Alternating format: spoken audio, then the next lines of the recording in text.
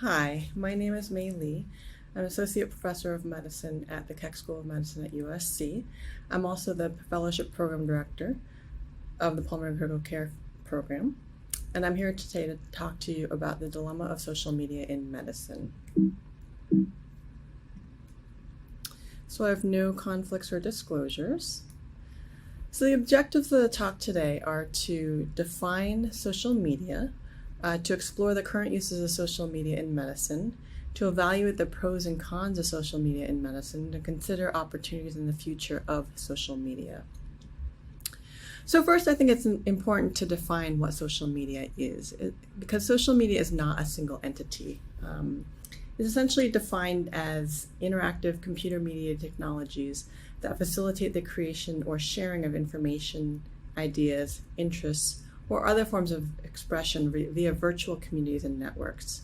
There are a variety of standalone and built-in social media services and platforms available that challenge the definition. However, there are some common features.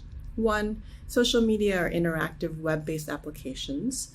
2, they rely on user-generated content such as text, posts, comments, photos, videos, etc. 3, users create service-specific profiles and identities for the website or app that are designed and maintained by the social media organization. And 4, social media facilitate the development of online social networks by connecting the user, their profile, and then those of other individuals or groups. So a subset under social media is FOAM. So FOAM is free open access medical education, or FOAM Ed, and it spontaneously emerged from the exploding collection of evolving, collaborative, and interactive open access medical education resources that are distributed online. Much of FOAM exists in the realm of emergency medicine, but it has spread to other subspecialties, critical care in particular. Some of the more popular websites that you may have heard of include Life in the Fast Lane, Rebel EM, and EM Crit. And so FOAM is independent of platform or media. It includes things like blogs, podcasts, tweets, Google Hangouts, online videos, etc. And so FOAM shouldn't be thought of as a single entity or a single teaching philosophy or strategy, but rather just an accessible, crowdsourced educational adjunct that you can use. And so who uses social media? So essentially all age groups have been found to use social media. And so this is from the Pew Research Center. And they found that although most people are using it, the vast majority of users are younger generations.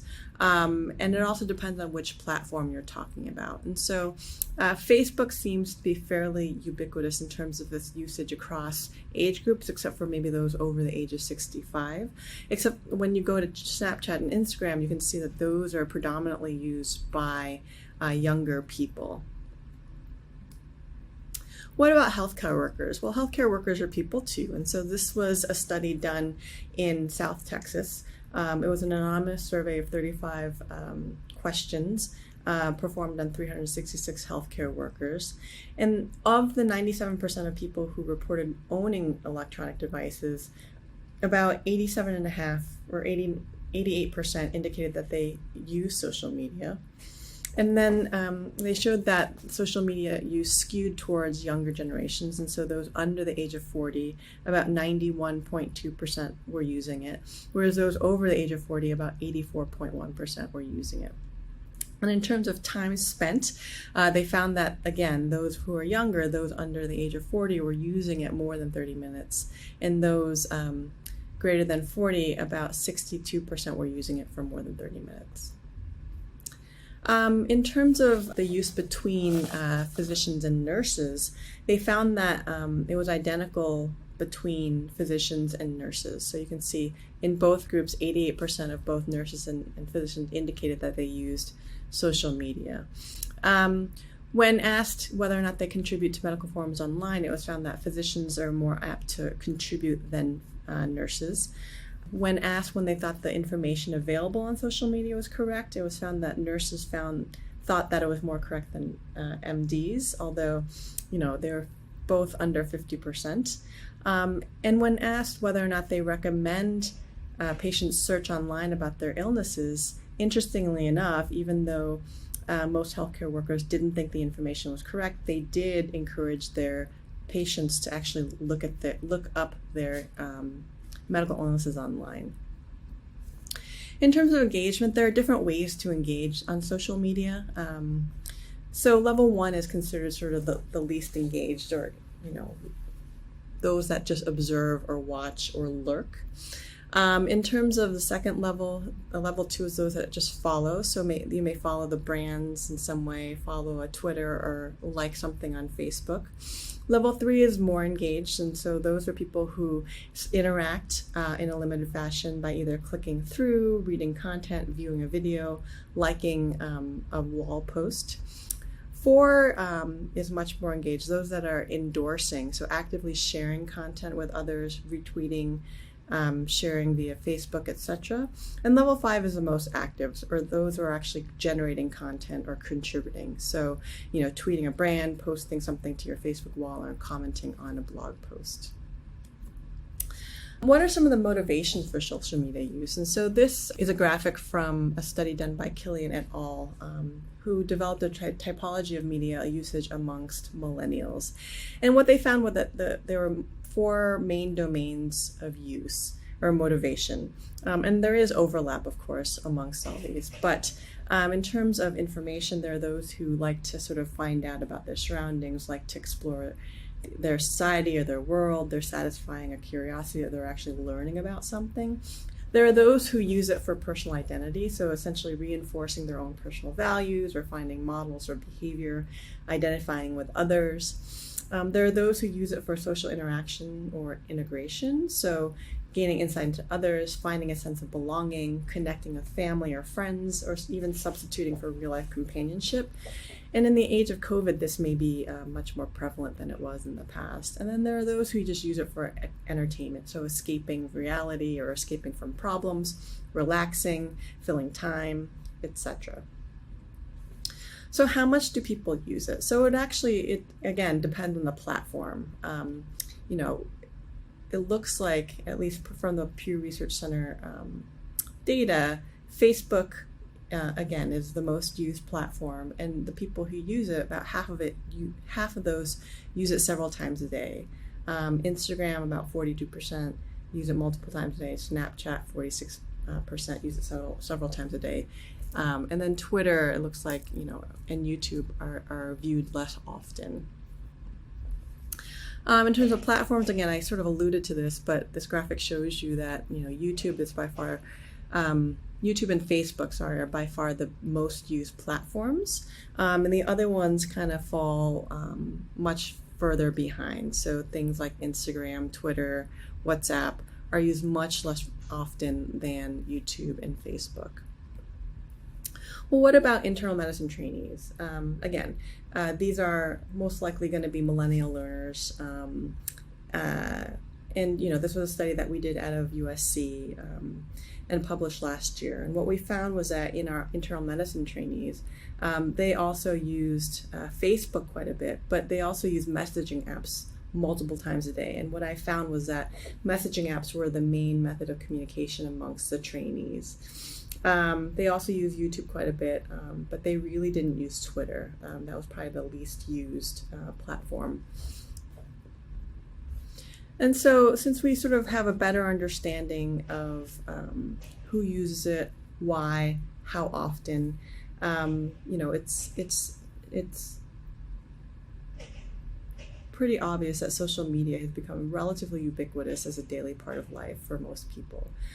So now that we understand some of these, let's explore some of the pros of using social media in medicine and the medical education world.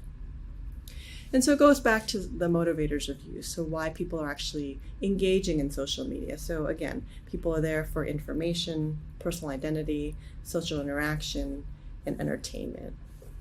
It's also been shown in the medical education, the education literature in general, that social media has the ability to increase engagement and interest in the subject matters studied. So by its nature, social media is collaborative, right? And the collaborative nature lends itself to the ability to facilitate ongoing conversation and discussions even outside of sort of a traditional lecture format or synchronous environment. And so because of some of the attributes of social media, the adaptability, the customizability, the immediate nature, social media can be used to address several tenets of adult learning theory. And so adults, when they're learning, look for relevant and practical information. They want to have an active role in their own learning processes. They want timely feedback and reinforcement, and they want a personal and informal learning environment. And social media, just because of its inherent nature, fulfills a lot of those things. And so, it can potentially be a relatively good medium for our adult learners. Another benefit of social media is that it's open access and freely available. And you can see the content has really exploded over the years. And so utilizing the internet and widespread use of social media, this community has no geographic boundaries and therefore unlimited potential for growth. And you can see that much of the growth is through websites and blogs, but podcasts are also gaining. And I've noticed that a lot of my trainees use podcasts or listen to podcasts regularly. In addition, because it's so readily available and publication is immediate, it can cut down on knowledge translation time. So if anyone has published textbooks or textbook chapters, you know that it can take years to publish. In terms of journal articles, again, there's a lag between when you actually write and when it actually gets published, probably a year or two. Conferences are a little bit faster in that you can publish an abstract and present it in a conference within a year. But like I said, the internet, because it's immediately available, the lag time to publishing things on the internet is very, very short. Social media can also be used as an educational supplement in an asynchronous learning environment. And so especially now with COVID, a lot of our learners are having to deal with remote type learning.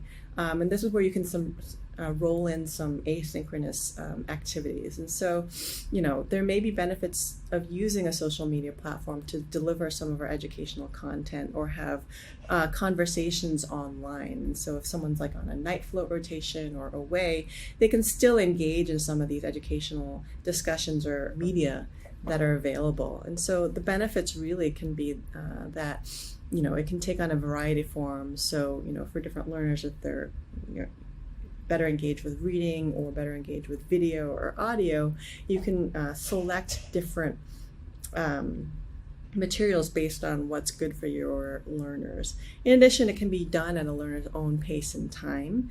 And a lot of med schools have taken the flipped classroom model approach, and so learners have come to expect sort of some content delivered to them and then a discussion being held synchronously or remotely. So what do learners think? So are they open to using these platforms for learning? And so again, this is from the paper we published last year. And we sort of asked our learners, are there certain platforms that you think would be better for learning than others? And so our learners really felt that YouTube and podcasts would be good to use, but there was still some reluctance to using social media, mostly due to privacy concerns. And there's, while there's still some ambiguity as to whether or not social media tools will be fully embraced, there's still room to study. And I do feel like a lot of my trainees regularly watch YouTube videos or podcasts to learn more about critical care. So all of this sounds great, right? What are some of the downsides? So of course there are some. So FOMED is not meant to replace traditional learning. And so, the biggest advocates of FOMED still believe that learners really should be reading through a core textbook. It's also very heterogeneous. There's no standard format, there's no standard platform, there's no standard learning methodology or pedagogy. And a lot of times they skew towards trendier, more interesting topics and tend to skip over fundamental concepts. And you also have to be aware that most sources are not peer-reviewed. And so I was alluding to this in the previous slide, a lot of what's posted on social media are opinions, right? And so there are variations in personal practice that may or may not be evidence-based, and really what these people who post are doing is really expressing their own opinion based on their own appraisal of the literature. There's also this idea of eminence versus evidence-based medicine, and there are definitely social media celebrities and influencers that are around, and so charismatic and vocal users with a heavy social media presence may be the ones influencing the bigger masses of their followers with potentially biased views and opinions. Of course, the same can be said about large journals or prolific authors and speakers. And so, some of these people will have major bearing and influence on others, but, it's also important to understand, who is more eminence-based and who is more evidence-based.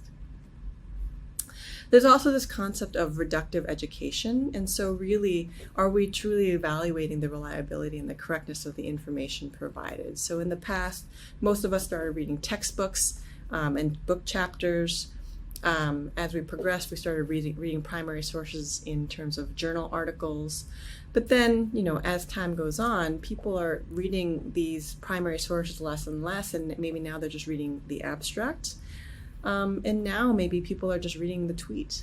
And so just by reading a tweet, they may feel like they know or understand the material without going back to the original source material to evaluate for themselves the accuracy of the methodology or the source itself.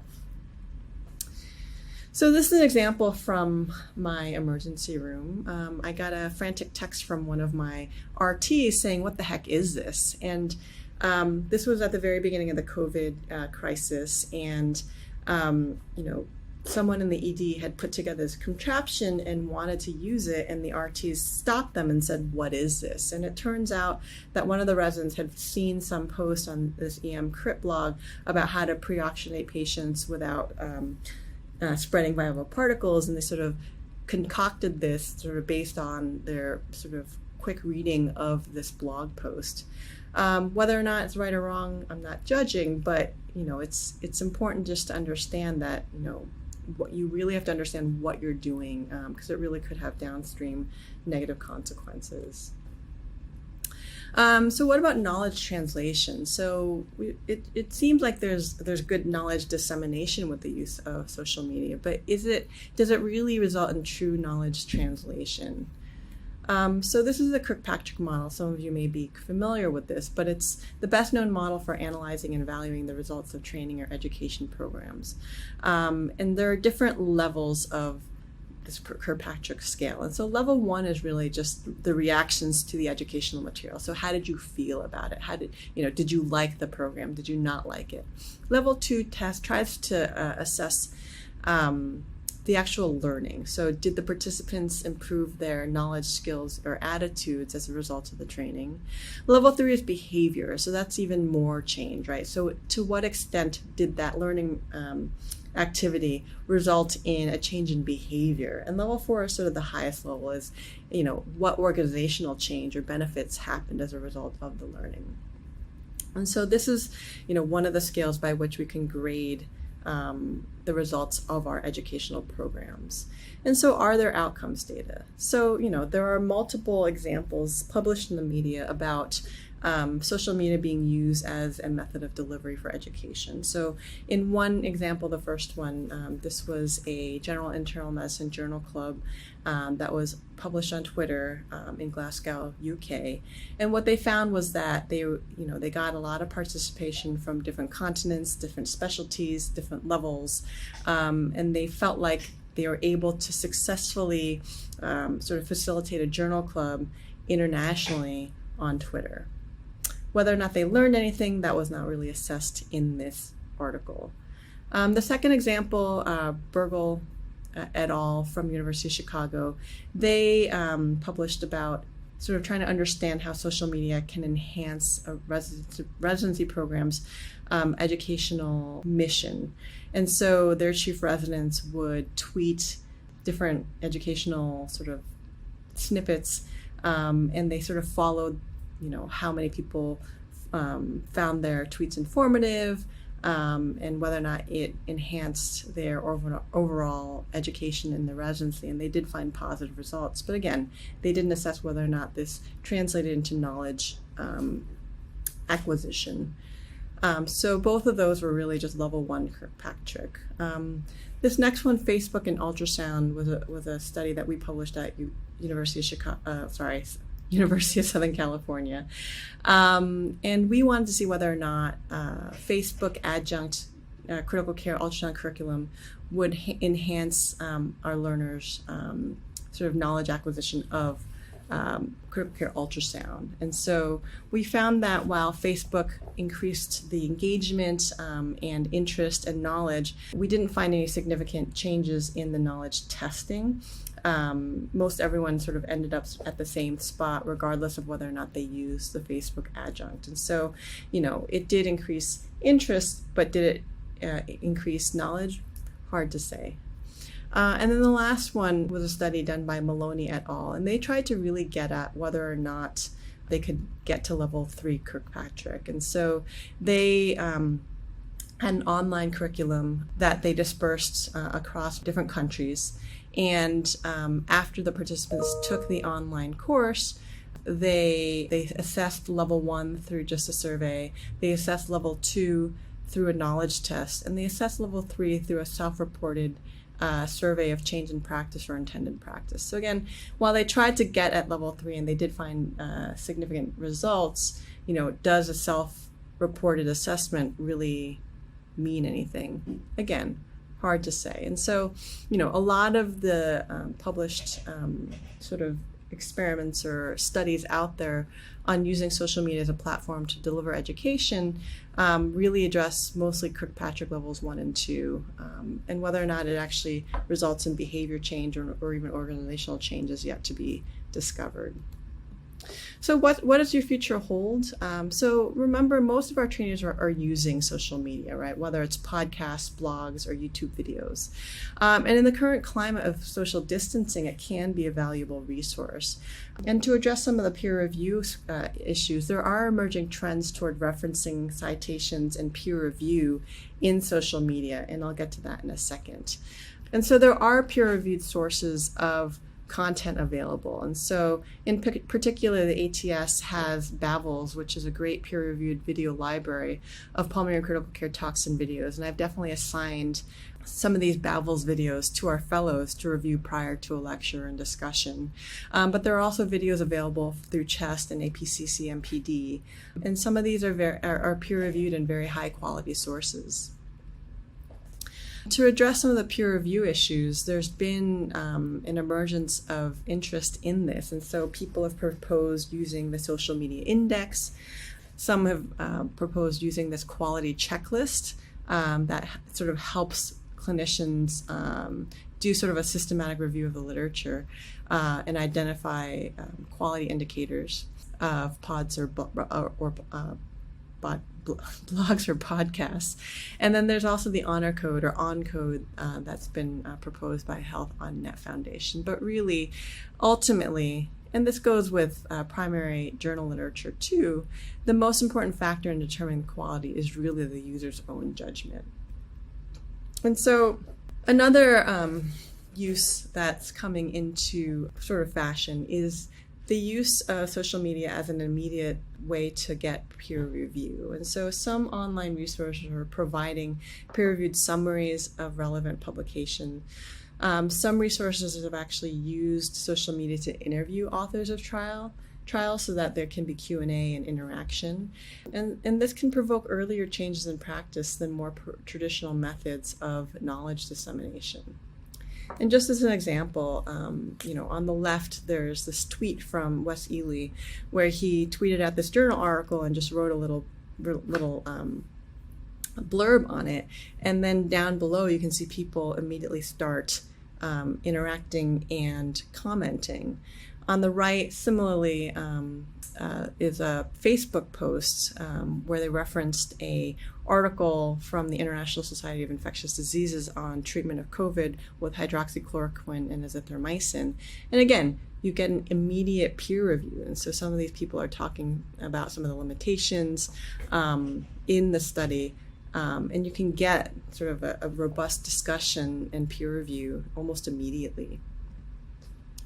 I just wanted to sort of go over this real quick. This was, you may or may not have seen this, but this just shows the power of social media. And so this was a Boston Globe article that describes some of the outcry that happened when this article was published in the Journal of Vascular Surgery. The article was entitled Prevalence of Unprofessional Social Media Content Among Vascular Surgeons. And immediately people came out against the paper's methodology and conclusions, and they called it misogynistic, and they demanded it be retracted. And it spawned the hashtag #MedBikini. And so all these physicians went online, hashtag #MedBikini, and they were posting commentary. And this study, because of this hashtag, drew so much scrutiny that within a couple of days the authors themselves had to apologize and actually called for a retraction in their own work. And ultimately the journal did retract the article. And so in conclusion, social media is ubiquitous. It's not going away anytime soon. Most millennial learners are using it. So those are most of our fellows and our residents. It may be a good way to deliver asynchronous education. And, as long as you're using peer-reviewed sources, it may be a good way to get engagement and interest. There are many positives, as we've explained, but there are many pitfalls, especially, making sure that the information that's dispersed is correct, and we're not propagating false information.